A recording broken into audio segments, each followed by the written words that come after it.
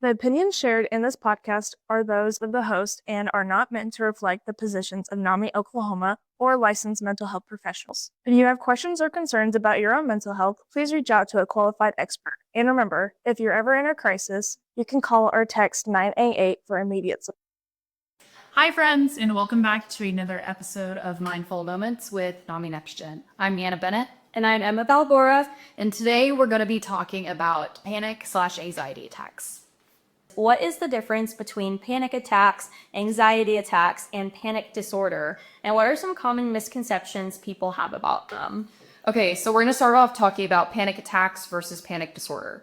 Not everyone who has panic attacks has a full-blown panic disorder. And for a diagnosis of a panic disorder, the DSM-5 lists 3 points. Frequent unexpected panic attacks. At least one attack has been followed by 1 or more months of ongoing worry about having another attack. Continued fear of the consequences of an attack, such as losing control, going crazy, or significant changes in behavior, such as avoiding situations that may trigger a panic attack. Panic attacks are not caused by drugs or other substance use, a medical condition, or another mental health condition, such as social phobia or OCD. About 4.7 million people experience panic attacks in their lifetime, and women are more likely than men to have a panic disorder. And panic attacks affect 11% of the population at some point in their lives, which, putting that into perspective, I think is pretty large. A lot, yeah. And I don't think, too, something interesting about this, that we were talking about in the previous question, how people will come into the emergency room thinking they're having a heart attack. Mm-hmm. I mean, there has to be a good chunk of these people that still to this day don't even realize that that's what it was. You know, they genuinely think they were experiencing a life-threatening medical emergency. No, absolutely. Yeah. All good information. It was more of a researchy question, I would say. Yeah, I feel like that kind of broke down the panic disorders. Yeah, definitely. And I would just say if you want to learn more about just generalized anxiety in a whole, it's really special. That was our first episode ever. Very first circle. This is our 1 year anniversary, I have to say. I probably should have said that in the intro, but ultimately, yeah, we didn't think about that. I know. I didn't even really realize it until we were sitting here just now. Yeah, but that was a whole 30-minute episode. Yeah, here that completely breaks down everything about anxiety and research about generalized anxiety. And so I think that would be a really good way if you want to learn a little more. Definitely. But to get background, I think, for kind of the things that we refer to in this episode. Yes, this is kind of like a more deep dive into that. Have you ever experienced a panic attack? And if so, what does a panic attack feel like for you personally, both physically and emotionally? So I've experienced a panic attack a few times. And I remember the very first time I had a panic attack was my freshman year of high school when I had a B in my science class. I wish that was me in high school. No, I don't wish that was me, but I was not. You guys, it's so funny. I needed some stress. It's like after an adult now, and I look back, I'm like, be so for real. But I was a freshman in high school, and I had been a straight A student my whole life. And we've talked in some previous episodes that I really put my worth in my grades. Yeah, as a human being. I really was kind of raised in a household where my grades determined my worth. I felt like my grades determined my worth. And so I had a B in my science class, and I was like, oh my gosh, you guys. Oh my gosh, the world is ending. And I remember having to sit on the floor and having to take a hot shower because I just could not breathe. Yeah. Because I was like, oh my gosh, I'm not good enough. And yeah, that was kind of my first experience. Again, I look back now, I'm like, girl. Yeah, but it doesn't matter. I mean, to me, I was. That's your reality. That's your experience. And in that moment too, it does, especially in your 14-year-old mind when student is your whole job. Right. And that's at that point, that's the most important thing in your life. And so whenever something goes wrong with that, it can, especially with somebody with just generalized anxiety to begin with. Yeah. I just feel like everyone that I know with generalized anxiety, it's very important for them to stick to, okay, I like my routine. I like this in it. And if something throws you off course, it can be detrimental to absolutely. Just because I do have generalized anxiety. Yeah, tests and about taking the ACT, those things that you dread and constantly worry about. But this was a different case scenario because it was one distinct moment. And I remember just physically feeling it all over. And that's kind of my first experience with them. Got it. Yeah. So for me, I kind of mentioned earlier, like I've had just generalized diagnosed anxiety since I was like 15. But even weirdly enough, looking back at like what my life was like in high school, it's horrible. And I'm surprised I didn't have a panic attack then. But my very first experience with panic attacks was actually this past year. And I have always been a person, I've never like had a ton of health anxiety about things. And I got to nursing school, and it's not to the fault of like any of my patients or nurses I've worked with or professors, but I talked about this with my therapist and my mom, and thank you for my mom. My mom was the biggest blessing through all of this, because I called her. This whole stretch of me having pretty consistent panic attacks went on for like a month and a half until I went to my psychiatrist and bumped up all my medicine. But I was calling my mom probably 20 times a day, like not an exaggeration. Yeah, anytime, just everything. Being in nursing school and learning so much all the time about like all of these different diseases and health issues, and just being around all of that and being around such like rare things made me, it kind of took my brain out of like, oh, I see this and hear about it all the time, so it's not rare to me anymore, so I could have it. So literally everything. Anytime I had any sort of small symptom, I was like diagnosing myself with something. And I have like 1,000 pictures in my camera roll of like this cut that I got on my cheek, or like an ingrown hair, like the most random stuff that I would just spiral about. And if you're somebody who experiences health anxiety, and specifically panic attacks related to health anxiety, please, please, please don't go on ChatGPT. It is no friend. Don't go on TikTok, because your algorithm is gonna give you the worst possible case scenario, and it sends you into a spiral. Sorry, this is kind of a lengthy story, but I feel like it's an interesting one. Yeah. After I got my medication regimen fixed, and I was back in, I still went to therapy, but I was consistently going to therapy every week.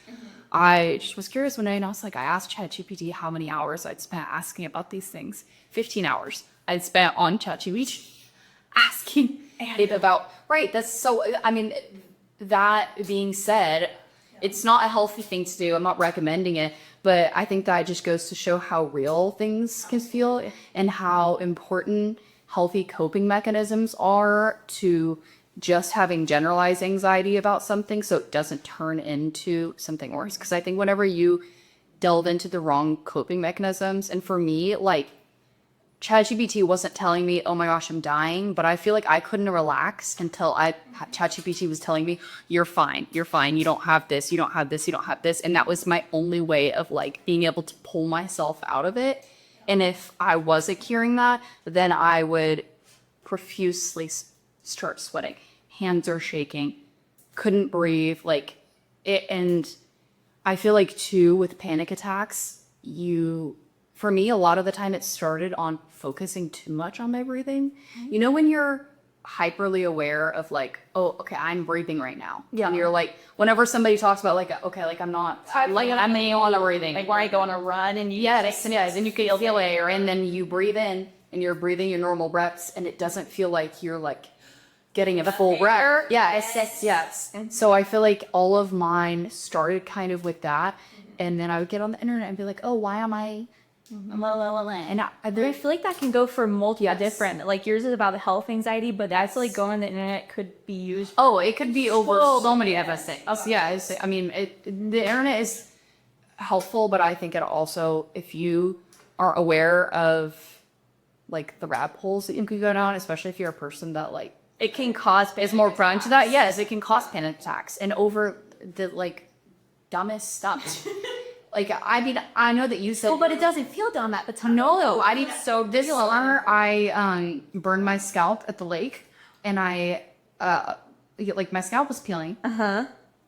And I convinced myself that I had lice, which is I called a mobile lice lady to my boyfriend's house on a Saturday morning for $140 to calm myself down of this. I think that it's funny, like talking about it now, but in the moment I was like, I have to get checked. Oh, yeah. And yeah, like I feel so stupid saying some of these things out loud, But they're very real. yeah, like it's very real moment. Yeah. Absolutely. What is a panic attack hangover, and why do some people feel exhausted or emotionally drained after having a panic attack? Okay, so starting off with some more research info, because I feel like we need to define for What is a panic attack hangover? yeah, I mean, just not only for people who haven't ever experienced panic attack, but also if you have, because it's kind of, I feel like, a niche term. I didn't really understand what they were saying. I didn't understand all over that stuff. Yeah. Okay, so a panic attack hangover refers to the lingering physical, emotional, and physiological effects you have to deal with after having an intense panic attack. Common symptoms include profound fatigue, brain fog, persistent sense of discomfort or unease, sleepiness, abdominal discomfort, angina or angina, that's another word for chest pain. Ways to cope with panic attack hangover symptoms include moving away from the situation at hand, finding new surroundings, doing a light workout like going on a walk, getting some rest, eating nutritious foods, and speaking with somebody you trust. And some of these I know sound so stupid, and I want to make sure I recognize that, like, if you're actively in a panic attack, somebody telling you to eat some nutritious foods is like a slap in the face. So the things that work, right, the things that work for some people are not going to work for everyone. And it's figuring out what works for you on how to best take care of yourself after having a panic attack or an anxiety attack is all trial and error, and it's different for everyone. Oh, absolutely. Like mine, I really like taking a hot shower because I feel like that just like really like the heat. Yeah, it's like showering when you're sick or Yes. when you're hungover. Taking a hot shower feels Just very calms it physically calms your body down. Yeah. And then another one, which this is just because I'm a dancer, and so like I'm really a big believer of like endorphins and like working out like helps your body. I really like to go for a run with my dog, or I like to go dance. Like I like to do something that gets my body moving, even if I'm so miserable while doing it and I don't want to do it. Getting my body moving, like it does scientifically help it feel better. It replenishes your energy in a weird way. I think it's like reverse psychology for your body. Oh, absolutely. Yeah. It is. Yeah. But the panic attack hangover is so real.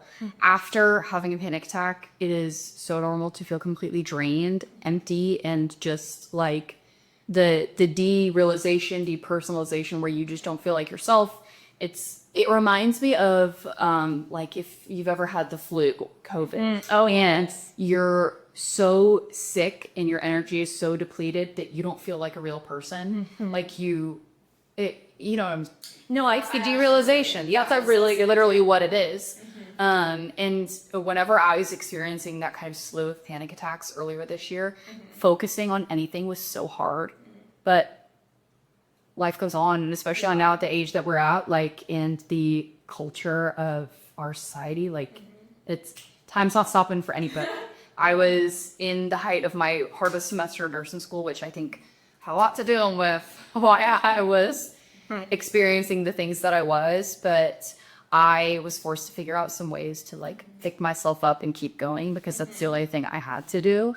For me, I think the biggest thing on that list, let me pull it up. Speaking with somebody you trust is so important, and finding somebody.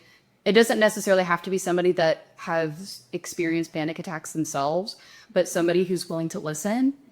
Because at least for me, I don't need somebody to sit there and tell me. It's like counterintuitive to me if somebody's like, it's okay, just take a deep breath, just relax. That's like rage baiting to me whenever you're experiencing a panic attack. But having somebody who's there to listen and, maybe says to you, I don't understand, but I'm here for you and I'm here to listen to you. However, at the same time, don't use that too much, I think. Yeah. Especially with, I think with my mom, it was different. It's like, that's my mom. She's never going to be like, I can be your therapist. My mom, that person too. Yes, but whenever you're having friends to support you and to talk with things about are really important.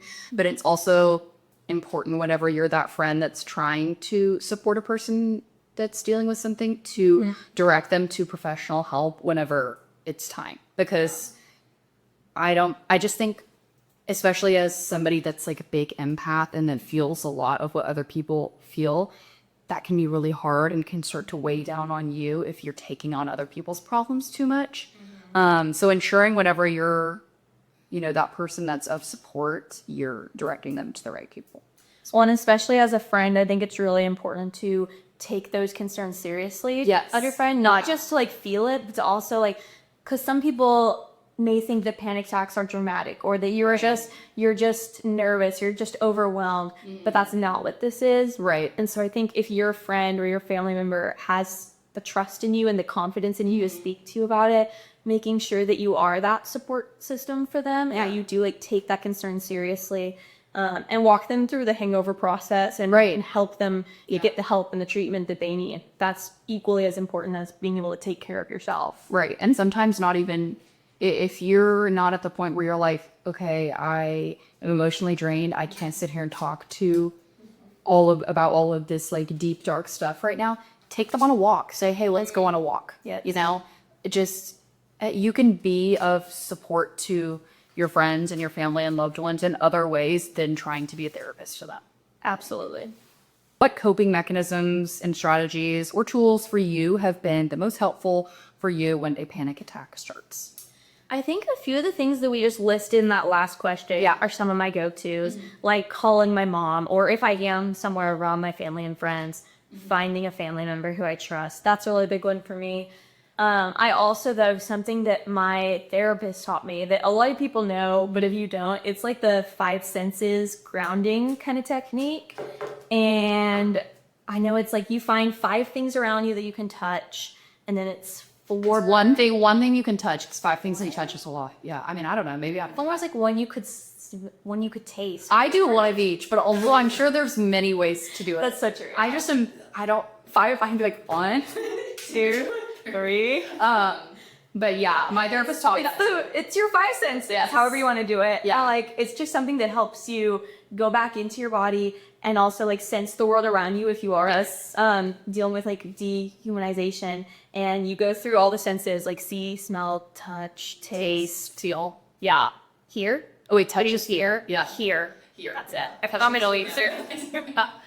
But that's a really good technique. Yeah. Like if you don't have any people around you and you are starting to like spiral, that's something that can really help me get grounded. Yeah, I think with panic attacks too, and that my therapist taught me the exact same thing, and it's so useful to kind of like take you out of that feeling of like looking at yourself from a bird's eye view, and like I'm trying to figure out how I word this, but it's the derealization of like you feel like you're watching yourself have this panic attack from a third person point of view and you can't do anything about it. I feel like that helps to bring your panic attack self and your logical and rational self back. I get there. Yeah. Absolutely. Coping mechanisms, I think we kind of talked about a lot of them in the last question. Going on a walk is something that not when I'm actively having a panic attack, but like whatever right when you're coming down. Yes, on the come down. Like just it's the same thing. Going outside and the senses thing that we just talked about. They're all different variations of grounding techniques that help you bring yourself back into your logical and rational self. Because panic attacks themselves are, and I don't mean this in a way that they're not real and the experience isn't real, but you are using your most irrational, illogical self against yourself. Yes, experiencing panic attack. Like, and that's not at all to say if you experience panic attacks, you're not smart or anything. But it's literally impossible to use your rational brain whenever you're in fight or flight mode. Mm-hmm. Yeah. So it's just about finding like what works. It's different for everyone. Yeah. It's about finding like what works for you personally, helping you to calm down and to rationalize, which is hard to do in this situation. Yeah, and if you're experiencing them long term as well, seeking professional help, whether that is a psychologist or if you need a psychiatrist for medication, there's all different sorts of things. Thank you guys so much for coming and listening to our 12th anniversary episode of our year of Mindful Love. Our NAMI NextGen of Mindful Moments podcast. Yeah. It has been so special. Like Anna was talking about earlier, it's been so special to have a space where we can come and like share our stories, share our thoughts about things. It's been really therapeutic. Yeah, it's a free therapy session for Absolutely. So I hope you guys have enjoyed it as well and enjoyed learning about some more information regarding different mental health and mental illness facts. And so with that being said, I'm gonna let Anna take it away for our words of wisdom for the end of this episode.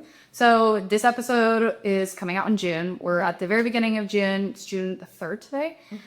So Pride Month just started. Happy Pride Month to everyone in the LGBT community and all of our allies. I have a little words of wisdom. I'm not very good at these, so I turn to my good friend Lady Gaga for this one.